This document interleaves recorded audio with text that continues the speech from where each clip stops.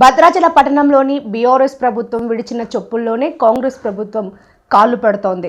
Contract ఉపాధ్యాయులను దగా చేస్తున్న కాంగ్రెస్ ప్రభుత్వ వైఖరి మార్చుకోవాలి. ప్రభుత్వ గిరిజన ఆశ్రమ పాఠశాల కాంట్రాక్ట్ ఉపాధ్యాయుల సమస్యలు పరిష్కరించాలి. సమాన పనికి సమాన వేతనం అమలు చేయాలి. పెండింగ్లో ఉన్న 6 నెలల జీతాలు వెంటనే విడుదల చేయాలి. ఆర్టీలు చేస్తున్న పోరాటానికి బహుజన్ సమాజ్ పార్టీ అండగా ఉంటుంది. సిఆర్టీలు చేస్తున్న న్యాయమైన పోరాటానికి బహుజన్ సమాజ్ పార్టీ సంపూర్ణ మద్దతు తెలిపింది. బహుజన్ సమాజ్ పార్టీ భద్రాచలం అసెంబ్లీ నియోజకవర్గ కమిటీ.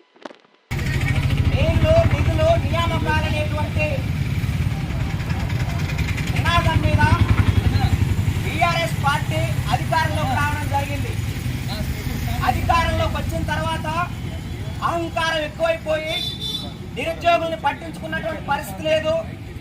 ప్రైవేట్గా ఉన్నటువంటి ఏ రంగంలో ఉన్నటువంటి ఉద్యోగస్తులు కూడా పట్టించుకున్నటువంటి పరిస్థితి బీఆర్ఎస్ ప్రభుత్వ హయాంలో జరిగినటువంటి పరిస్థితి లేదు.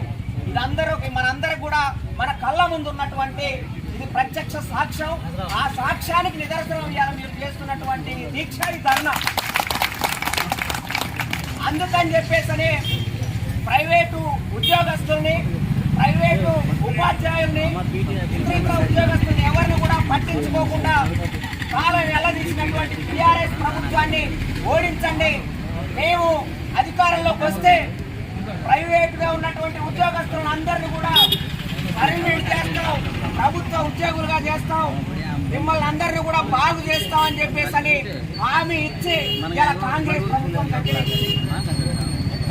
ప్రభుత్వం గద్దెకి నెక్కిన తర్వాత కూడా ఏదైతే బీఆర్ఎస్ పార్టీ చేసిందో అదే పని, అదే విషయంలో ఇలా కాంగ్రెస్ ప్రభుత్వం కూడా పాలు పెడతా ఉంది.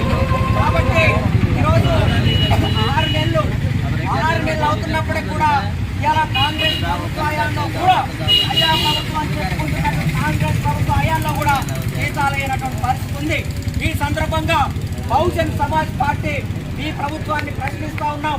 బహుజన ఉద్యోగస్తుల ఉసురు ఖచ్చితంగా ఈ విధంగా మీరు చేస్తే ఆ ఉసురు తగిలితే ఈ ప్రభుత్వం కూలించని చెప్పేసి కూడా ఈ సందర్భంగా మేము తెలియజేస్తా ఉన్నాం.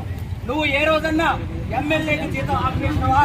ముఖ్యమంత్రి మేము అడుగుతున్నాం, ఎమ్మెల్యేకి ఏ రోజన్నా నువ్వు జీతం ఆఫ్ చేసినావా? ఎంపీకి ఏ రోజన్నా నువ్వు జీతం ఆఫ్ చేసినావా? ఆపలేదు. కానీ ఈ సమాజం నడవడానికి, ఈ సమాజంలో మానవీయత విలువలు పెరగడానికి బాధ్యులైనటువంటి ఉపాధ్యాయులకి కడుపు మారుస్తున్నావు. సరైన పద్ధతి కాదని చెప్పేసి తక్షణమే ఏదైతే ఇలా ప్రైవేట్గా సిఆర్టీ ఉపాధ్యాయులుగా ఉన్నటువంటి వాళ్ళ సమస్యలు తక్షణమే పరిష్కారం చేయాలా, వాళ్ళకు రావాల్సినటువంటి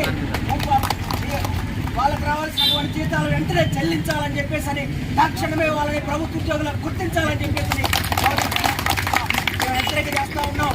ఖచ్చితంగా మన సమస్యలు పరిష్కరించుకోవడానికి మీరు ఈ విధంగా ఐక్యమై ఈ విధంగా పోరాట రూపంలోకి వచ్చినటువంటి